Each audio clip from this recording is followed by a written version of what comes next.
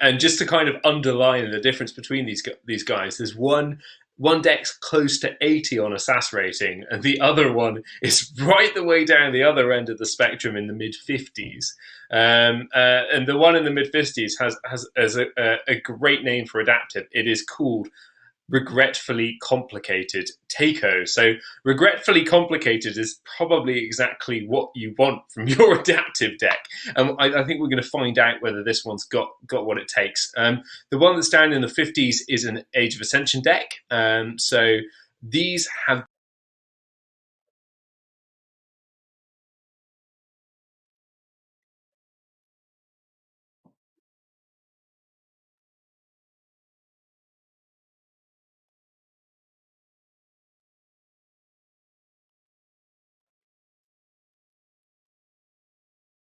Mm.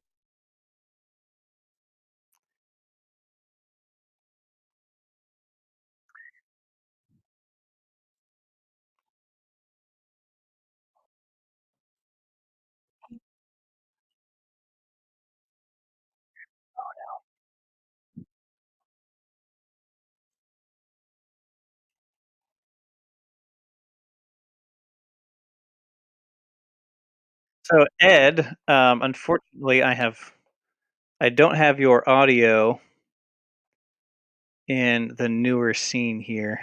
Okay, here we go. No, they should be able to now. Sorry about that. Yes, sorry about that all. We were trying to get Ed's mic there. So I believe you all should be able to hear Ed now. So let us know if you can. I do have his microphone registered. Oh, is underway. yes. So let's dive in. Goodness. Okay. So we already have an AOA board taking hold here. I think pretty rapidly, but with a candle unit on the other side. I think Yes. I think they're probably already thinking about their options. Mm-hmm. To go back through the log here to catch up, we so Kionerst opened with the Eddie 4x4 to archive. Ugluk responded with a Gamgee and a hideaway hole, and then Kionerst into that bigger logos turn, and we will have to shrink the cards here so we can see everything. So yeah, both players establishing a board. A nice disc board so far. Some burst in the dust imp, the streak to ping Kionerst for a card here. Kionerst into Untamed with Tantadolin and the Feathered Shaman.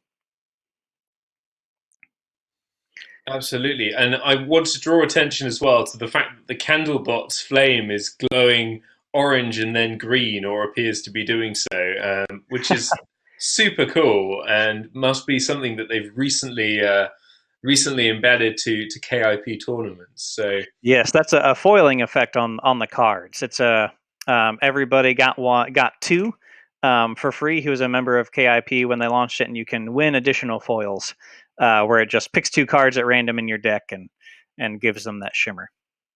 that's super cool. I think it works really well with the candle because it looks like the candle is flickering different colors. Yeah.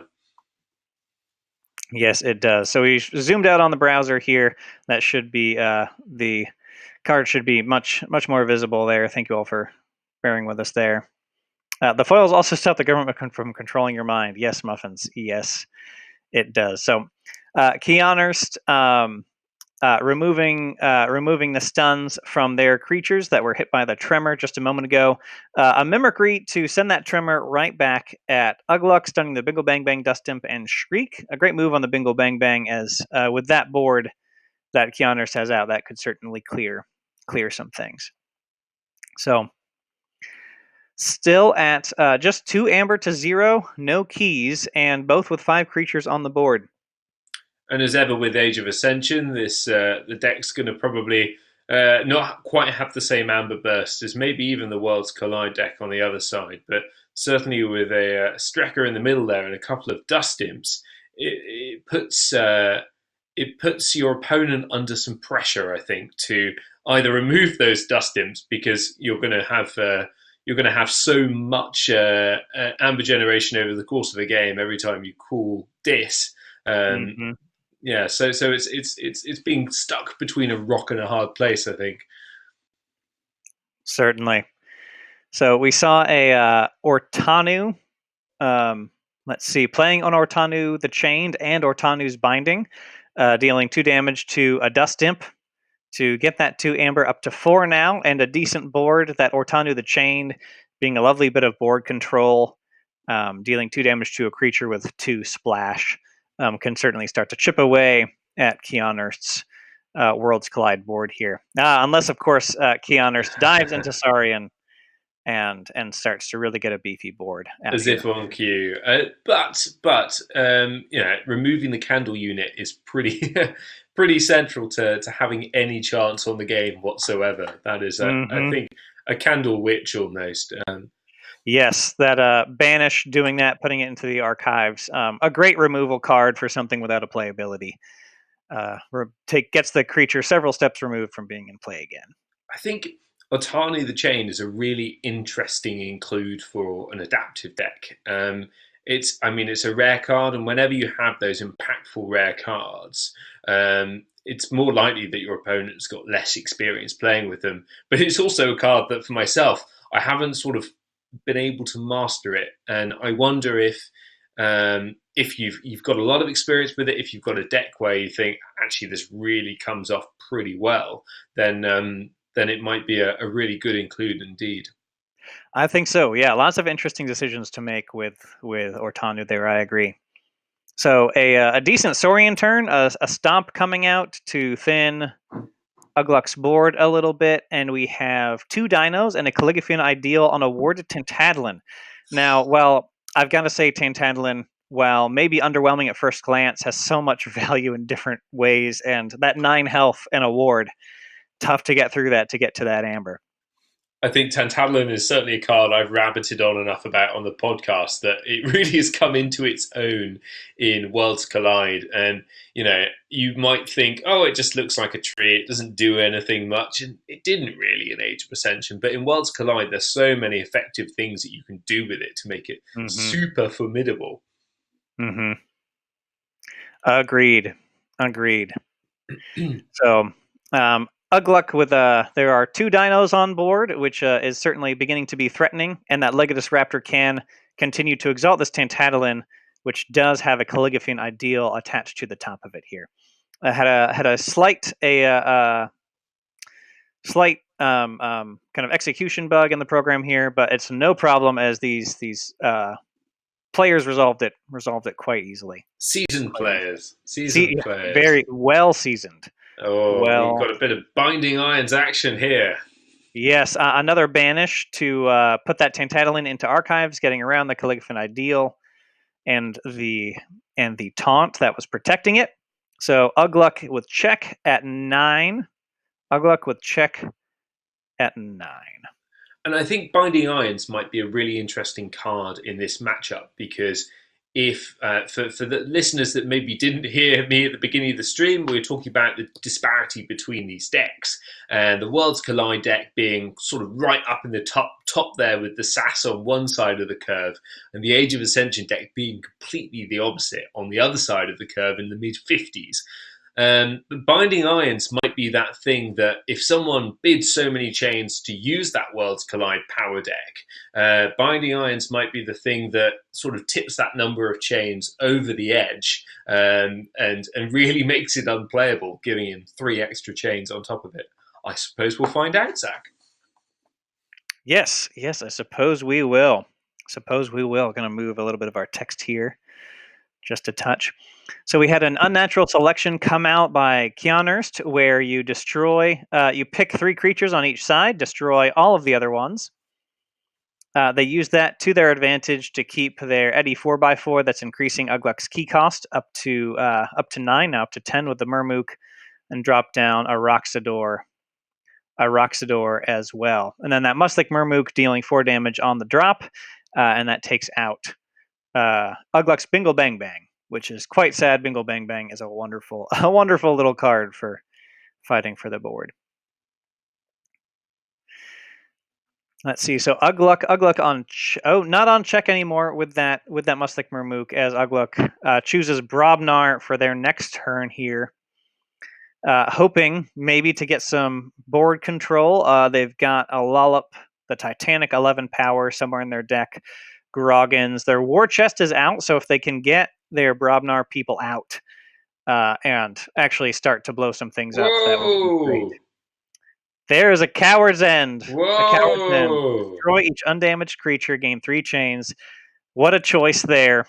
What a choice there. Ugluk getting 2 amber off of the Dust Imp, going up to 11. Huge choice. Mm-hmm. The only concern I'd have there is that the one card they'll really wanted to get off the field is still there. Yes. And the brand mode to solve that issue. Key cost is back down to 6. Ugluk is at 11. And with Kionerst already having 2 chains, I think taking 3 chains to have that big of a swing while Ugluk is about a full key ahead, at least in pure amber right now, I think that was a great call. And fascinating here that Age of Ascension deck is the one racing into the lead. But if you really can keep those Worlds Collide boards under control, then perhaps there is hope for it yet. Indeed. Of course, and Ugluk had to know this was a threat. An interdimensional graft getting played in response. So if Ugluk forges, which they very well will, all their extra amber will go over to Kionerst. So that's going to be currently a 3 amber that's going to go over to Kionerst, who is now at 11 amber themselves after that necessitated 3 amber gift. That's painful. So Ugluk responding quickly with an Ortanu's Binding for an amber, and then using the Lash of Broken Dreams to make sure Kionerst is forging for 9, hitting him back for that 3 amber that was just stolen. So it got stolen, but he required him to use it with the Lash of Broken Dreams. So a lot of good back and forth. Here going in to turn 8. And cards like Lash of Broken Dreams really coming into their own, where you are forcing your opponent to forge for more amber rather than just delaying them. I think that's almost the optimal use. I would certainly agree. Of course, how this plays out is more about deck versus deck at the moment. As adaptive after this match, the 2 players will swap decks and play against each other using their opponent's deck. And then if one person wins both of those games, that means they've won with 2 different decks, and they will clinch the victory. And because this is a team event, they have 1 victory out of the needed 2 for their team of 3 to go on to the next phase here. I'm appreciating the musical tribute going on in the stream chat here. I'm tempted to break into song right now, but I think we might lose our place. So I will. That's not what the people are paying for, Ed. Some of you may know Ed actually does have much musical talent. I say not shamefully, not having actually heard any of Ed's music or performances before. Yeah. How do you know then, Zach? I really don't. Ugluk with a Shadows turn, Oubliette purging a bad penny, discarding a Bren the Fanatic, and then we are into a Saurian turn, dropping down Shrix and Raider Gallum. Ugluk then very quickly through another Shadows turn, playing Heist Knight and Gamgee. And let's see, I don't think there was anything in play for that Heist Knight to steal anything. So really just fighting for board control here. Kionerst getting into a very good position now with 4 dinosaurs on the board from House Saurian, Shrix, Gallum, Paraguardian, and Centurion Stenopius. Which this could start to get a little gross if Ugluk doesn't have an answer to take out these dinosaurs. If he waits one more turn, or if Ugluk waits one more turn, this Paraguardian could reap and then ward both of these creatures, protecting them. So it is the Dino Snowball. I think going back to Heist Knight, I think that's probably a really interesting card here that flies under the radar a bit. But if you have left some of your opponents more unsuspecting shadows creatures out and they play Heist Knight, that could be a game changing, game turning event quite easily. Very true. Ugluk back into a disc turn real quick with a Lash of Broken Dreams, playing the Library of the Damned for some future archiving, and then Shadow of Dis. Until your next turn, enemy creatures' text boxes are considered blank except for traits, which means all of these handy-dandy dinos don't have any special abilities. Doesn't matter too much because they can still reap. And that board, Zach, that board. Whoa. Oh. Yes, dropping down a Tricerian Legionary and a Thero Centurion.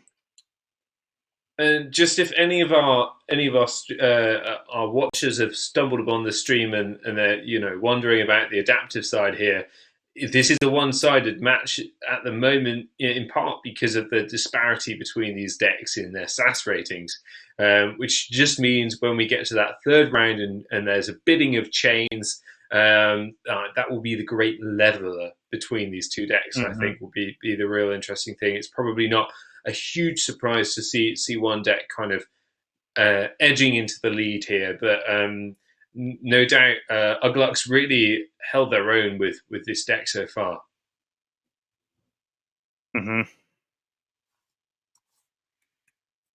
Yep, they are calling over a judge. Not quite arguing. They have two different interpretations of a card here. Of the Shadow of Discard, it is a famous one for complicated situations, making text boxes considered blank. So, calling over a judge, which is perfectly fine. It happens. So we will see. We'll get the judges over here. And what is the interpretation challenge here? So, and I'm fairly certain Ugluk is correct, but we'll wait for the judge to make the official call, of course. But Shadow of Dis says, until your next turn, enemy creatures' text boxes are considered blank, which I do believe should apply. As soon as this Thero Centurion hits the table, its text block is blank, so that play fight ability doesn't exist. Same with this Tricerian Legionary. Yeah, no ward. Yeah. Yep. So we've got a judge coming in. If you all listen to the podcast, we had Blinking Line, real name G. Barger, who is running a lot of the judging for this event. Not sure who our official judges here as they are. A mysterious nameless person jumping in. But we had some interviews with Blinking Line very recently, which has been great. So we'll see what the judge does here. That is what they are for. They're here to resolve these things. So thank you to the judge team, and thank you to the players for just being very cordial, just about a disagreement here, not seeing anything ugly at all. So hello, we've got Dan. Dan is someone there from Sanctumonius, a host of the podcast, who is fielding this team made of Philippe, Ugluk, and Lady Aurora. So say hi to Dan, y'all. We are happy to have him. And of course, previous guest on Call of Discovery as well. Yes, that's right. That's from the pre-Zach era, if you all are familiar with that wonderful, unburdened time. Oh, I felt so free, Zach. I felt so free. Away from the shackles and the chains. Excellent. Looks like the judge is... my wife identifying herself in the chat. So judge seems to be handing down a ruling here, saying the play effect will not resolve.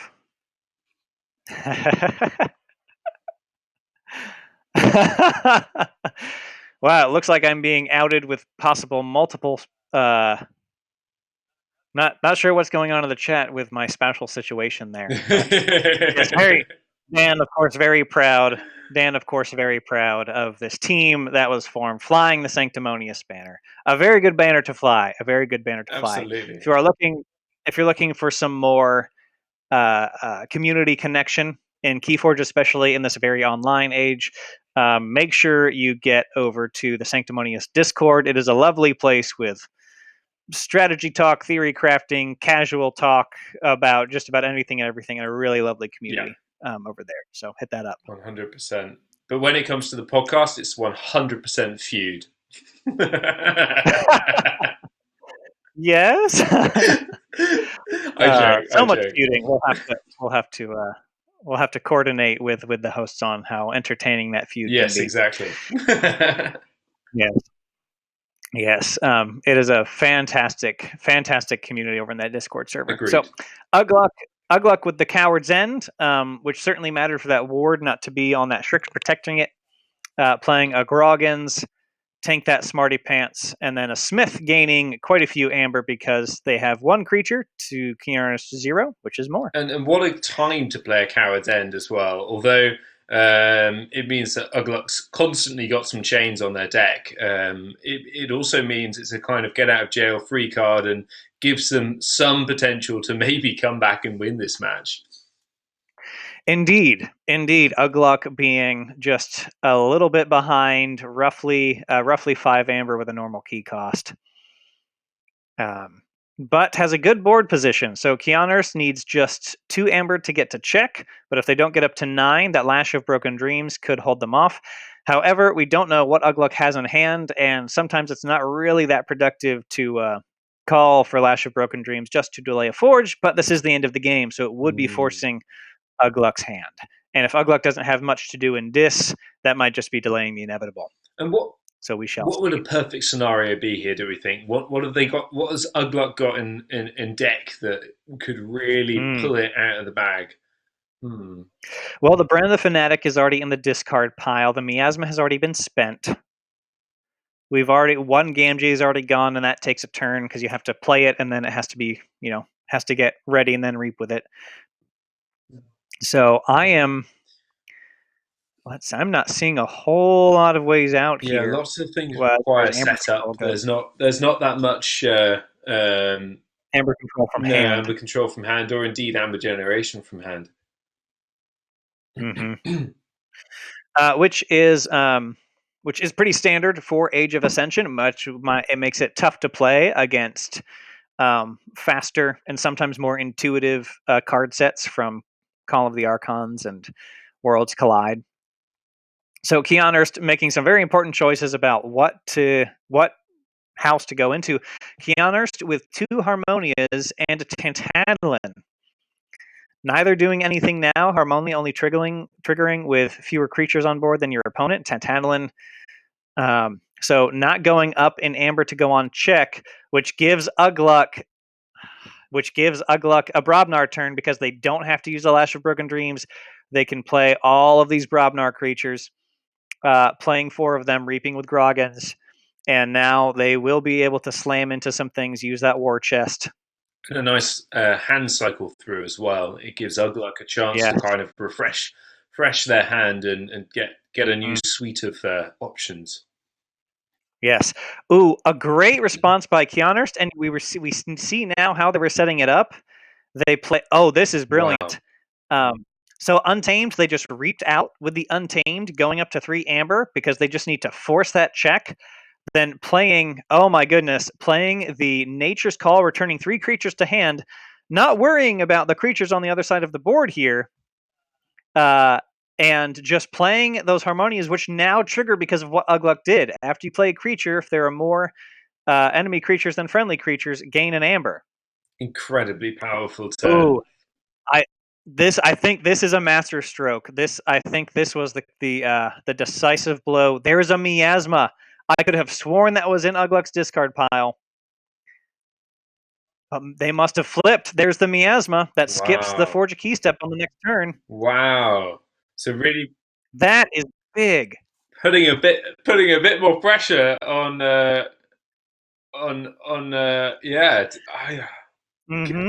Here's the thing, though. Kionerst is still at double the cost of a key. They have plenty of amber. Ugluk was not able to get to check on that turn. One away. Ugluk, if Ugluk was able to check on that turn, it would have been a threat, forcing Kionerst to respond. But he was not able to. Looking like Kionerst is closing the gap here between himself and victory. Let's see what he does in this turn. He's certainly going to play still as efficiently as possible.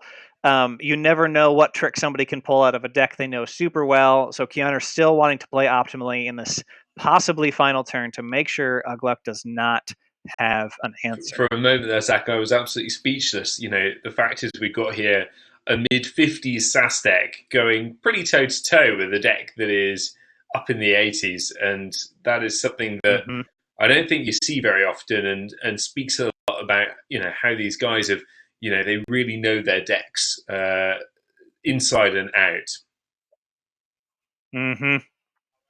All right, and there is the concession from Ugluk. There's the concession from Ugluk. Ugluk going to make the next game here, so we will maneuver over to that. A great game, Ugluk. Excellent. Just doing a rematch here. A great game, Ugluk. Really sprinting forward at the start, but the Kionerst coming from just a bit behind, and then sealing it decisively. It wasn't really a decided game until that untamed turn. And for anyone that's wondering what happens now in an adaptive match, these guys are going to swap. So Ugluk will be playing Kionerst deck and vice versa, which will be really interesting because it'll be the first time both of them are piloting these respective decks, and we'll get to see a bit more, I think, free flowing play. Indeed. Take just a moment to find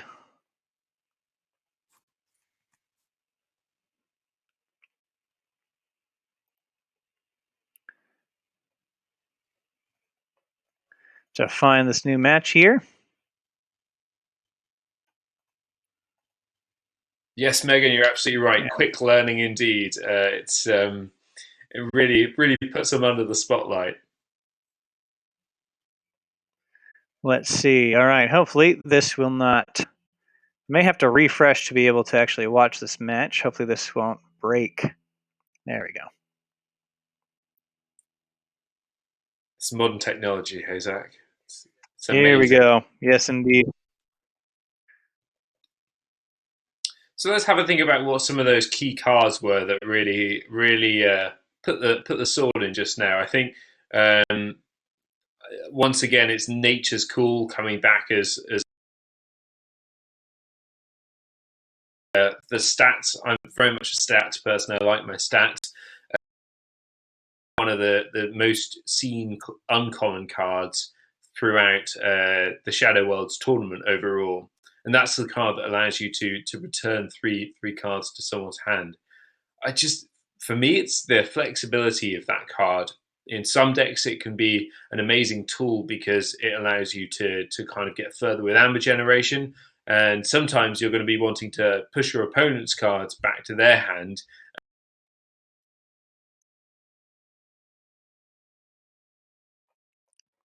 Oh, seem to be losing. Ed's connection may be a little unstable here. Forgive us if that's the case. I'm sure this signal is being bounced across a few different oceans, unfortunately. So we will do some coverage here while we wait for Ed's connection to be restored. Kionerst playing the Age of Ascension deck now opened with an Ortanu's Binding, getting themselves an amber. Ugluk responding with quite a few cards from Saurian just to get themselves some amber and a Trisaurian Legionary. A nice protecting card that has warded itself over here. And then Kionerst with a pretty simple turn. Just Ortanu the Chained, which we've seen before.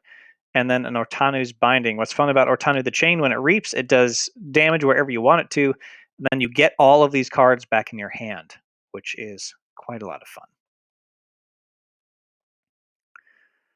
The Avengers must have bumped a satellite, saving us from the murder hornets. Yes, that is very likely. Very likely there. All right, give me a moment. I'm going to open up. Oh, I have two things to solve real quick. I have to make sure I'm in contact with Ed, and this computer, this laptop, is not plugged into power. So it is the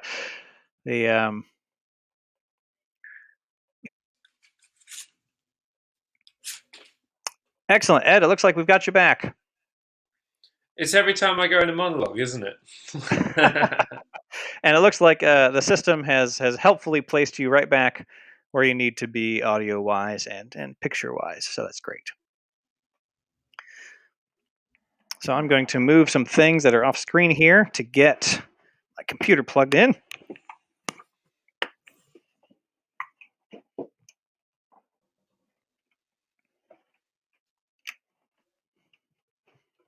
Excellent. So I'm a bit behind the times. It looks like we've started. Yes, yeah, we're a few turns in. Nothing too complicated has happened. Kionerst has opened with some Ortanu's bindings and Ortanu the Chained, and not much else. Ugluk opened with several Saurian actions that didn't have much of an impact, and then 2 Trisarian legionaries. And then let's see, Ortanu reaped and removed the wards on Trisarian legionary, and then has damaged them. And then Kionerst playing both Ortona's bindings, having to hurt Ortanu the Chained with those, as those deal damage to friendly creatures. And I think, as we saw in the last match, the real kind of key for this Age of Ascension deck that now Kionerst has got is to keep those dinos off the board, keep that candle unit off the board, and potentially have some hope of victory there. Yes. We see that Kionerst used the deck's only 2 banishes, where you take an enemy creature, put it into the archives. Used the 2 banishes on the Trisarian legionaries, which do have a play effect. So it certainly got them off of the board, so they couldn't fight Ortanu or Reap. However, they will get to ward whatever Ugluk wants to ward when they come back out. For instance, if this Eddie or this Candle unit survive and get the wards from those dinos, I think Kionerst will be in a difficult position at that point. But potentially one of the benefits of getting rid of the dinos there is the fact that those Trisarian legionaries are pretty powerful cards, and they're also taunt. So the Candle unit and the Eddie and power cards like that really Kionerst won't want to have hanging around are easier to kill than they would have been otherwise. Yes. So Kionerst not forging, because the Eddie 4x4, an amazing infamous card, increases key cost for +1. Increases key cost by 1 for each card in your archives. He has 4. Oh. Looking like we might have a Shadow of Dis issue here. Kionerst plays Shadow of Dis, the card we saw earlier that blanks all of those boxes. And then that's when they played Banish. So Ugluk should not have been able to archive a 4th card with Eddie. Ugluk saying this is a weird fix, they'll need a judge. Thanks again to that wonderful judge team. Very necessary when this whole tournament is just taped together with the dedication of many fans dedicating their time. Absolutely. To this. And just a reflection on that play there. I mean, Eddie is such an impactful card, but really a lot of that power comes from having that archived card. And if there aren't any archived cards, Eddie is much less impactful. So that is potentially a non-optimal play, we'll put it that way, to put the Eddie out on that turn. And it might be that Ugluk's got so many cards in hand that are super powerful, that Logos was the smart choice for that turn. We will never know. But yes, it's exactly the kind of mistake that I would make on a high stakes game of missing the fact that Shadow of Dis has been played and everything that comes in with that. I also think when you're playing on this online interface, it can be harder to pick out some of those things that have been played, some of those action cards that have effects that you only realise after the fact that you've played your pre-planned turn that unfortunately doesn't quite unravel as you'd intended. Mm-hmm. Indeed. So either way, even if Eddie is blank. Either way, even if Eddie is blank, I believe Kionerst won't be able to forge. Let's check the timing about when Shadow of Dis That's a turns good point. off until your Yes. next turn. So I would assume that as soon as Kionerst's turn starts, they Should forge. this would become unblanked, and so that would drive the key cost up to 9. 4 cards archived. Yeah. Yeah. Yeah, in which case Eddie is still a good play. I had assumed that there were no cards in archives, but I am wrong. Yeah. Yeah, no, we are up to 4 cards in archive, so it would still be 3.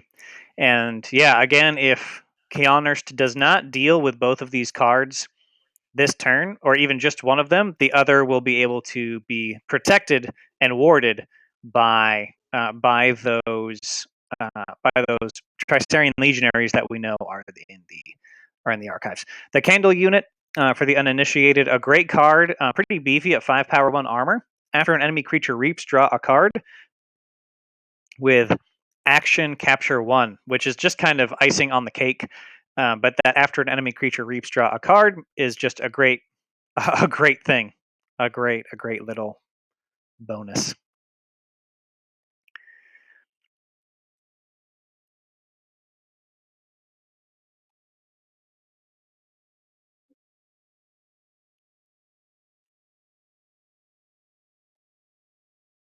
Mm-hmm.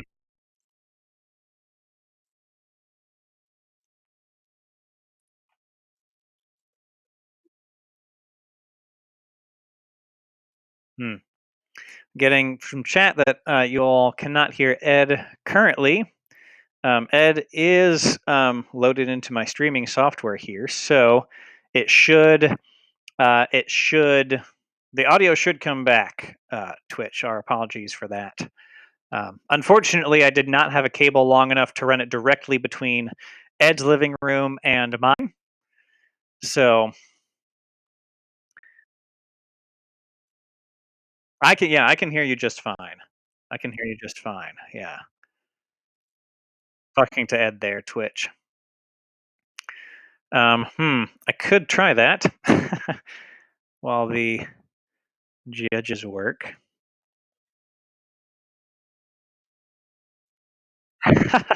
We're gonna let Ed do that first. Yeah. Yes. We're gonna let Ed try a solution of getting his internet source closer, to his computer there, because everything is green on my end. So I will wait for that to happen, and if we still have the issue, then we can reassess. So hello, Sky Jedi. We had some discussion and then other things. No, Ed is off mic at the moment. All right, Ed testing again. Levels are showing up over here.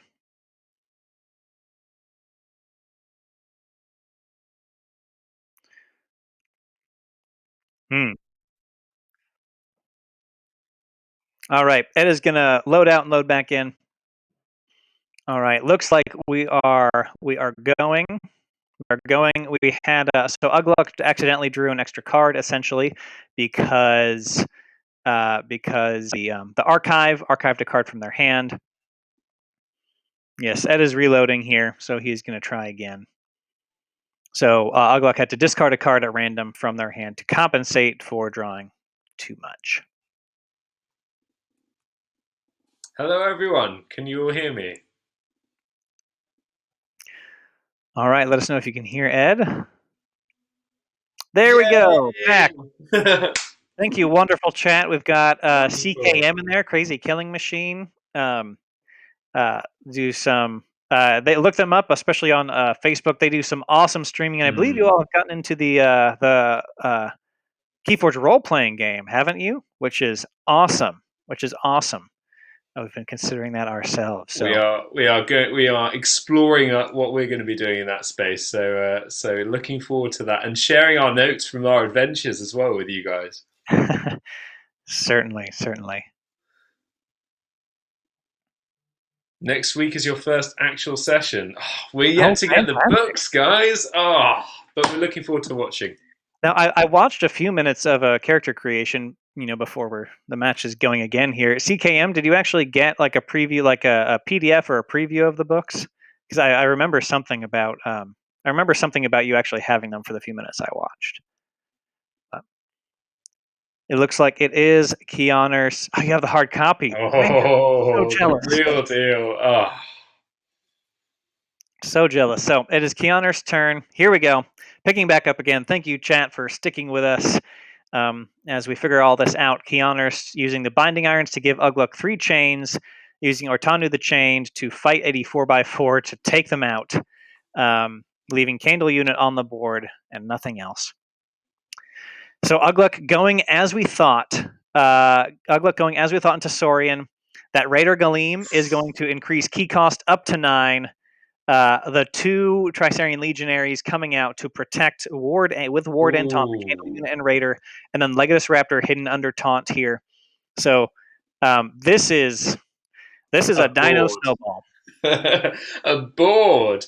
Both the wards and backed by the taunts for the Candle Unit and the Rhetor Galen, the things that you really, really don't want if you've got an Age of Ascension deck, which, as we've said previously, Zach, there's little kind of amber control and amber generation out of hand.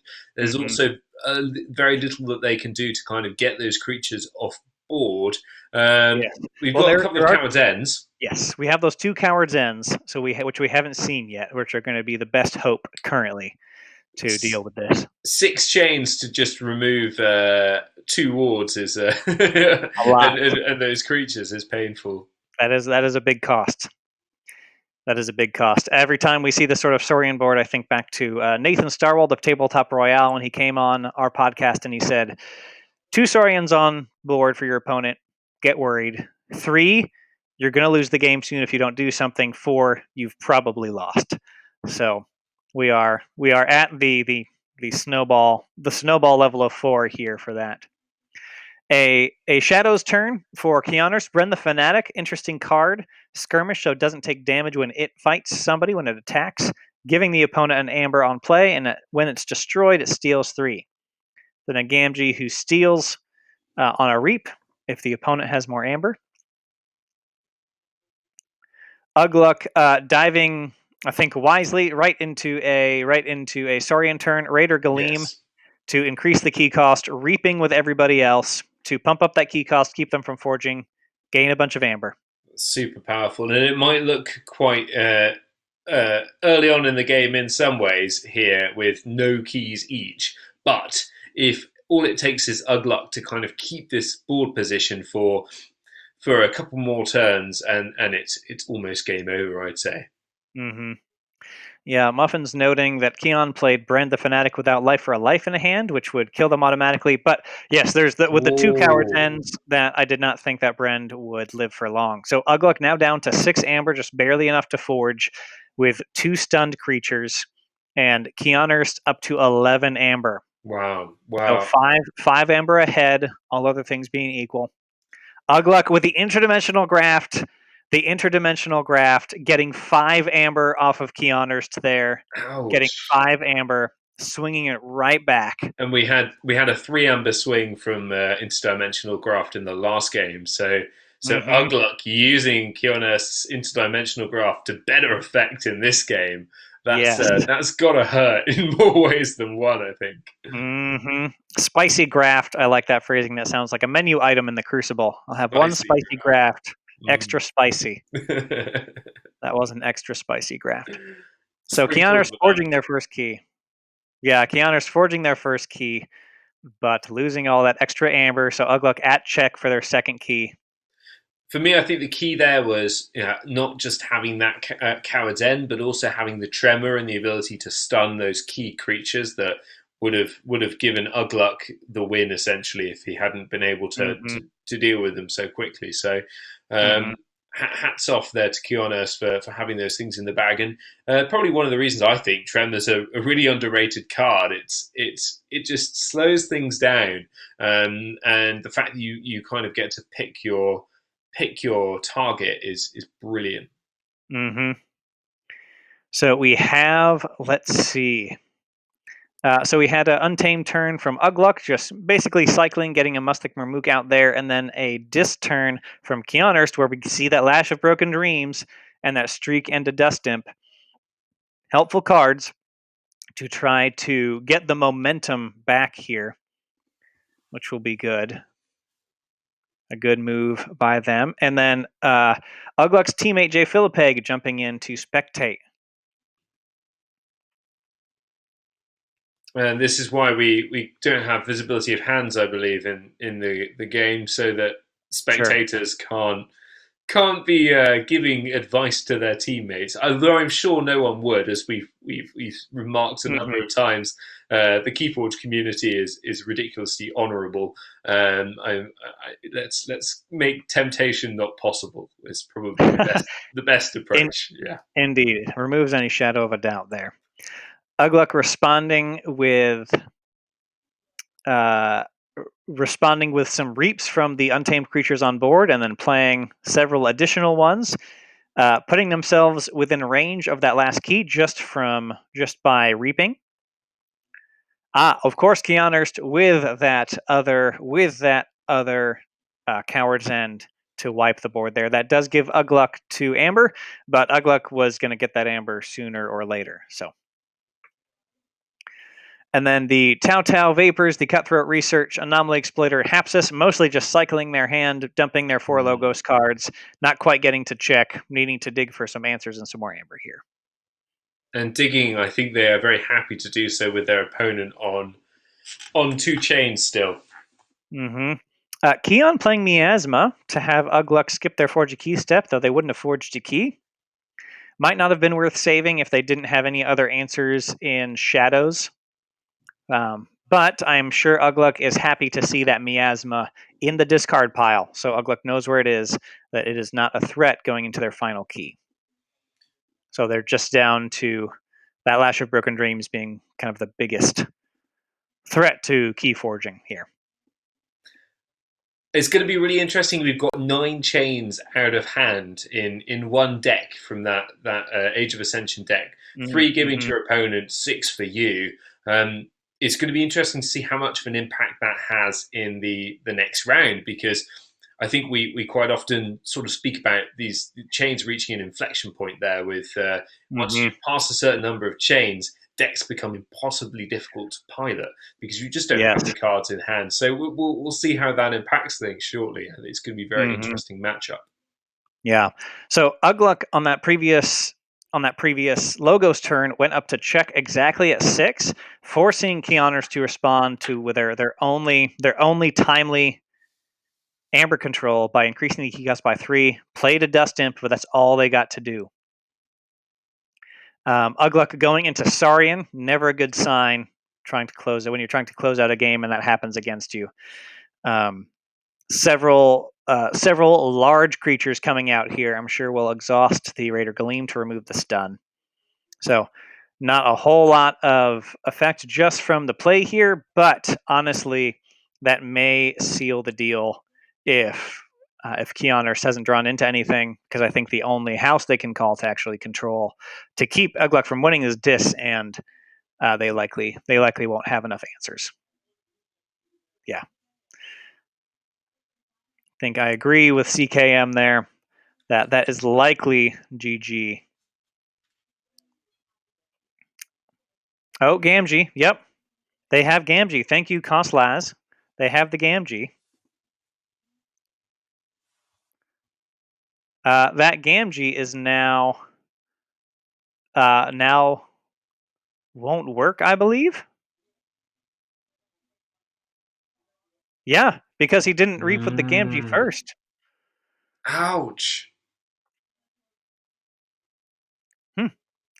All right. Well, would have loved to dive into that last turn a little more. Yeah. I want to give Keon the benefit of a doubt there. But I was seeing a different play on the final turn. Not that I think it would have mattered too much. Not that I think it would have mattered too much. It would have delayed the inevitable, perhaps. Yes, indeed. So we're going to refresh our browser here. Jump into, so this is game 3. And everyone knows the password now.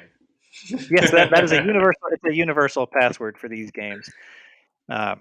So they are bidding. They are now bidding on the deck that won both games. They're bidding on playing the deck that won both games, which is secondhand Dromaspinax Veilaball.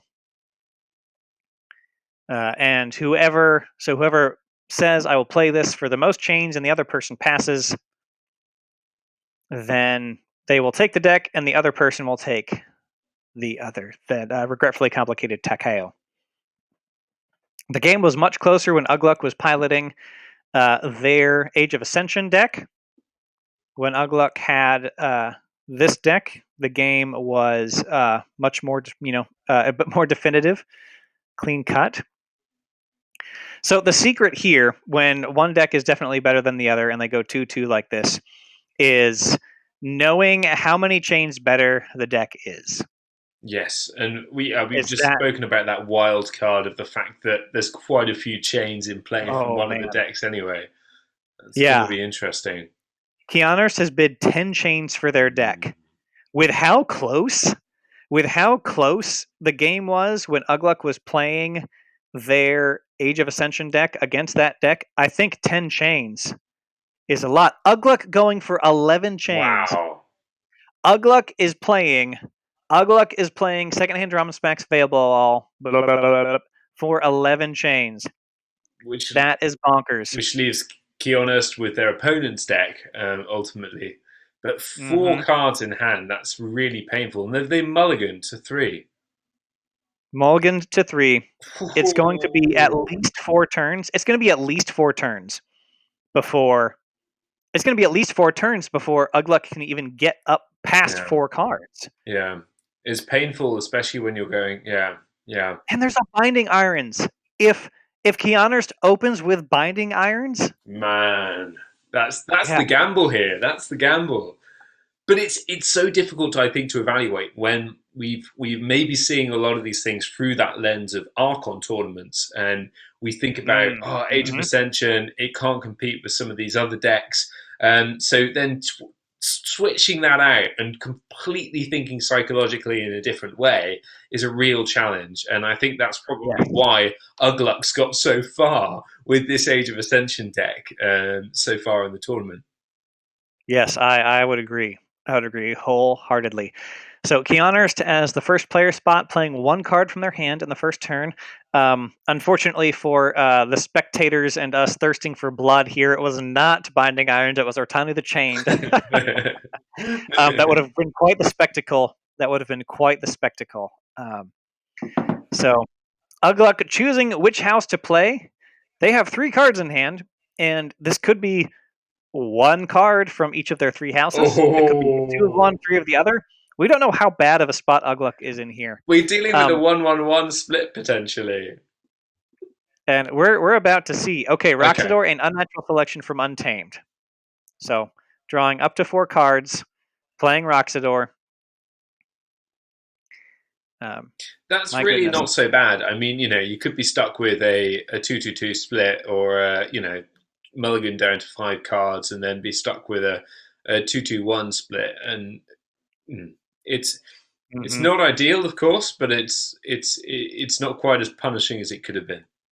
So Kionerst drawing into and then seeing perfectly an amazing early game burst play. I want to jump back to that real quick here.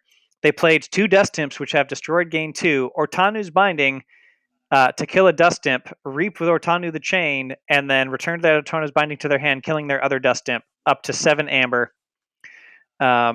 Ugluk with the Eddy 4x4 and the Desania, driving key cost up to 7. Kionerst forging that first key on turn 3. Wow. And it's all out there a bit too late. The Eddie delaying that first key would be Mm-hmm. really punishing, but now Yes. it's really not so much.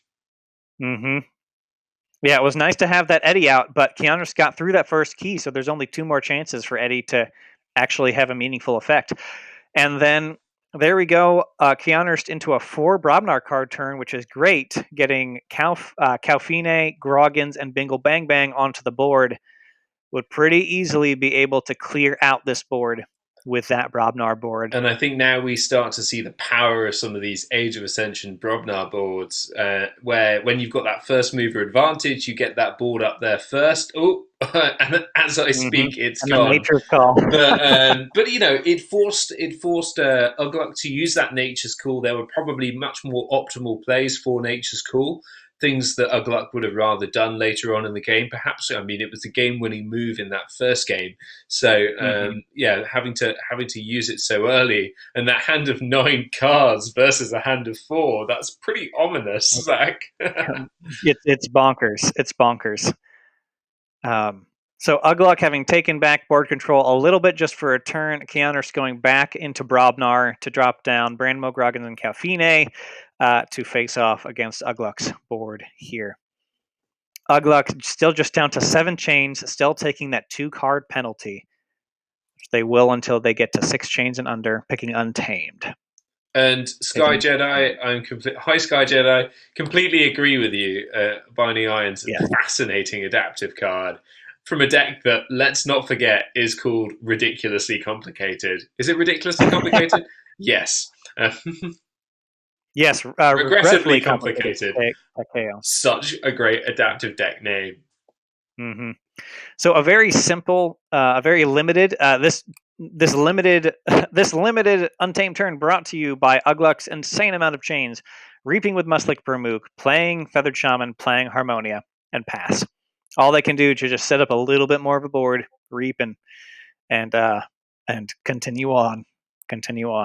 Oh, and hello, Mr. Awesome Possums as well. It's yes, fellow Londoner. Oh, wonderful, Yeah. wonderful.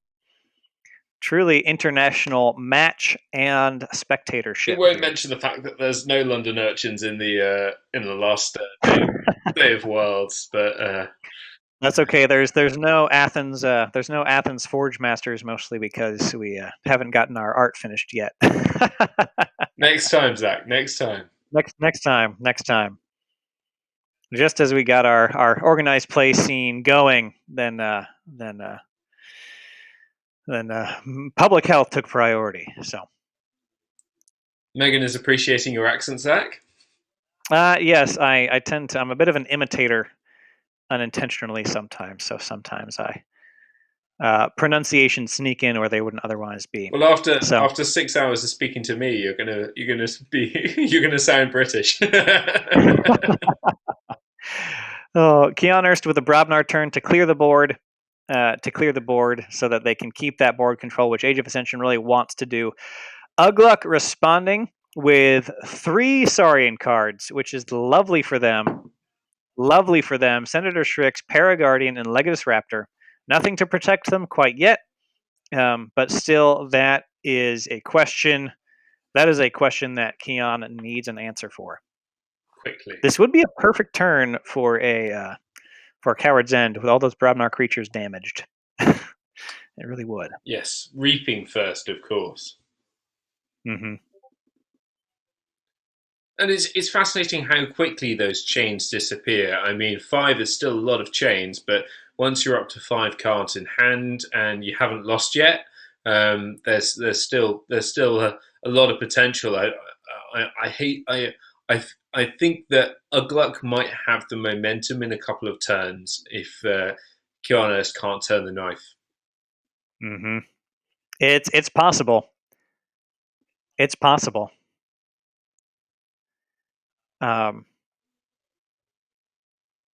Ugluk still doing very well with the amount of chains they bid on the deck.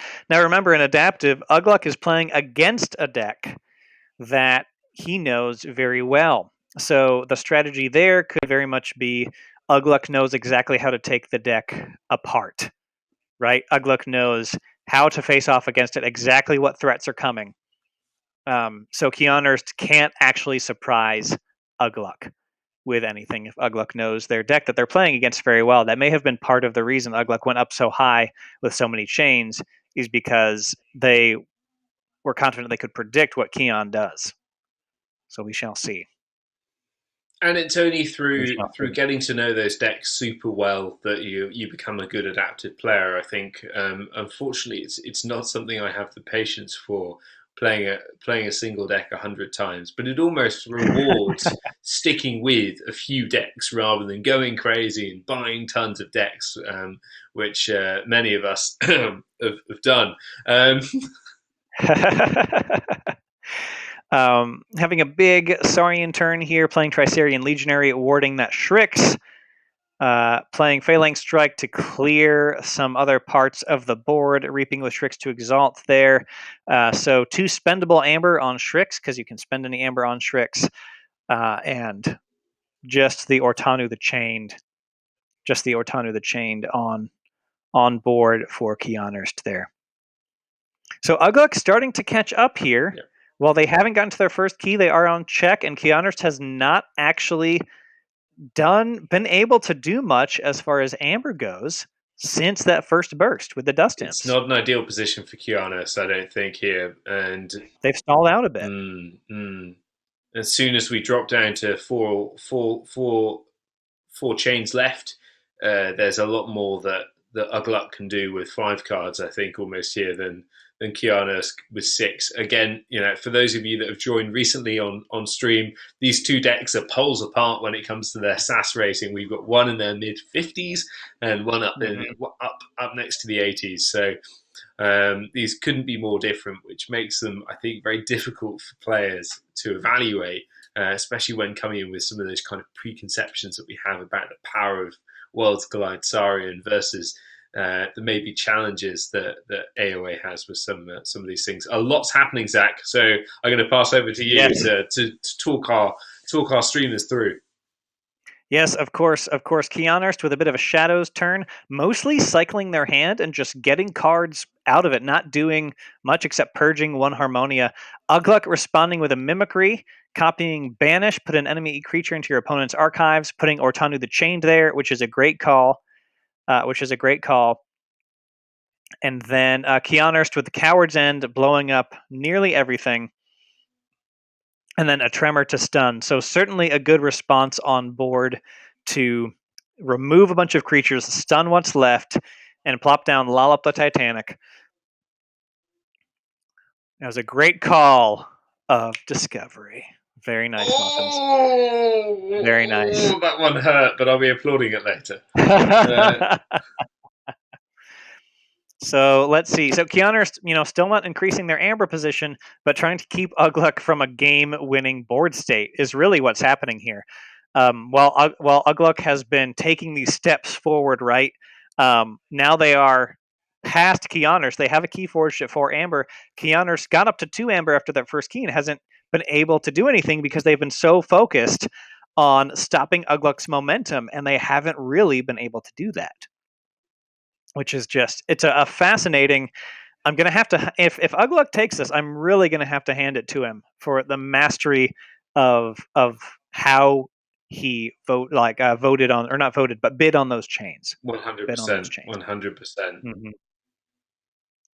So Kionerst playing Library of the Damned, S.I.C.K, Ortanu the Chained, playing on Ortanu's Binding, hitting Lollop the Titanic. Getting an Amber and a few more creatures out. And the Strecker in the middle there can't be undervalued, because it does have an impact on a deck where you're already bound. You're drawing 1 less card, and you're now drawing another card less. But having that board control, I think.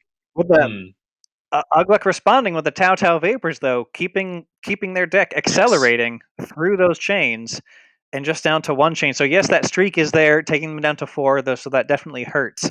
But Ugluk was able to play 1, 2, 3, 4 it looks like 4 or 5 Logos cards on that last turn, which is really going to help them accelerate drawn to more Saurian cards to have another Saurian turn. So we have the Bone Rot Venom. After this creature is used, deal 2 damage to it, putting it on Legatus Raptor. Miasma to stop Ugluk's second key forging there. Hitting Tau Tau Vapors to using Subtle Maul and hits the Tau Tau Vapors. Subtle Maul discarding a random card from hand. And yes, Scally Caper. If Kionerst comes back and takes it, this could easily be the swing turn. Scally Caper here, enter play under your opponent's control, and then blows up at the end of Ugluk's turn the creature next to it. And so, go ahead, Zach. Go for it. I don't think that's going to be quite enough to deal with this huge Saurian board, but we'll see. And Ugluk here with only 3 cards in hand, but with 3 cards in the archives as well. And Yes. archives having that Can't dual ignore that. purpose in this deck of not only making your opponent's keys cost more, but also hoarding some of those more one-off use cards that can be incredibly powerful. In both the games we've had a 3 and 5 amber swing with respectively with interdimensional graft, and no doubt Ugluk is scheming when to pull that interdimensional graft off this game. Yes, I would agree. I would think that is likely in archives. So we have a Saurian turn here. Always good. Yeah, Jurassic Park Unleashed. Jurassic Park Unleashed. Get the licensing deal, FFG. Get it done. Yeah. Jurassic Park Unleashed, certainly. Reaping up, going to 8. Coward's End. There it is, wiping the board. And then a Smith to top it off, gaining 3 amber, reaping with all of the Titanic. And just like that, Keon is a forged step behind, but at amber-wise, other things being equal, is on equal footing with Ugluk here. So that was a great swing to get rid of all of those Saurians, to play that Smith. There's the interdimensional graph. They're going to get 2 amber off of that. And 2 amber for a tit-for-tat game like this is important. Yes, Ugluk can, I assume pretty much no matter what, get to check next turn because they have 6 cards in hand. They have a Hapsis on the board, so if it doesn't die, he can reap there. So Bren the Fanatic being played. So there's the life for a life. Yes, I thought so. Bren the Fanatic gave Ugluk 1, taking him up to 6. Life for a life, destroying a creature. And suddenly we've got Kionerst looking pretty threatening here. Yes. And we will want to note it happened fast, but the key charge got discarded out of Ugluk's hand, forging a key outside of the regular step by the Subtle Maul. Thank you, Muffins, for that catch there. Subtle Maul, such a powerful card there, and it always, when you're playing against it, it always gets the card that you don't want it to get. That was a clutch Subtle Maul, and Kionerst with that going up to 5 amber. And Ugluk not able to get up to check. Gosh. Playing Stomp, dealing 5 damage to Lollop, Paraguardian, Calligraphy, and Ideal. And Ugluk not getting up to check. And we have to note here that Ugluk does now have a full 6 cards in hand, which is quite something. But as you quite rightly say, if Kionerst can sort of twist the knife here, if you can sort of go beyond 6 amber, then we're forcing Ugluk to play Kionerst's game rather than play the optimal turn. And there we go. So, Kionerst, Keon into Dis, getting an amber off of that banish, using Library of the Damned to archive, giving Ugluk some chains. Do they have an answer in hand to take some amber, raise a key cost, or something? Yeah, I agree that there's still options because Kionerst only got to 6, so we'll see. But no key charge. Oh, brought them up by 1. Mustik Mermook to take that opponent creature off the board and raise key cost by 1 to 7, extending the game by at least another turn or 2. Wow. But Ugluk not able to take it over 6, so no, and it's back to Kionerst again. Wow. Yep. Playing Lash of Broken Dreams, using Library of the Damned to archive a card. Playing Shadow of Dis, that infamous card that is 2 for 2 for judge calls so far.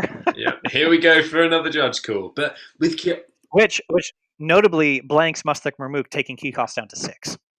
Well, until the beginning of Kionerst next.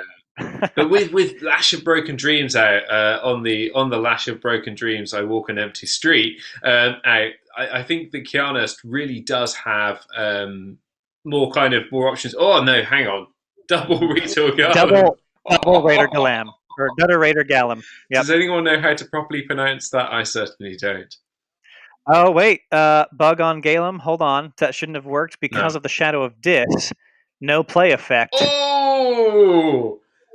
And that's it. Ultimate turn for Shadow of Dis. Wow. That is the match. Those Shadow of Dis at the perfect time. And I've got a great work on Kionerst coming back from that. I do want to point out that is just a great sportsmanship on Ugluk there, because he could have easily been playing, trusting the system a little bit too much, right? And he just says, GG, yes, that's correct. Yeah. Rock and roll. Which is exactly the Shadow of Dis effect, he fought for in the first game. Good sportsmanship. Very, very good. I expect nothing less from the Sanctumonious team, to be quite honest. So, what an exceptional contest there, though. What a fascinating match that was. Honestly, Zach, I thought Ugluk had got that game halfway through, but Kionerst showed a lot of mettle to sort of come away with the win there, I think. Yes. Yeah, I agree. It was a fight. That was an amazing burst up to that first key. And then they spent probably half of the game, the middle half of the game, just fighting Ugluk, keeping Ugluk from steamrolling and winning, which was really impressive.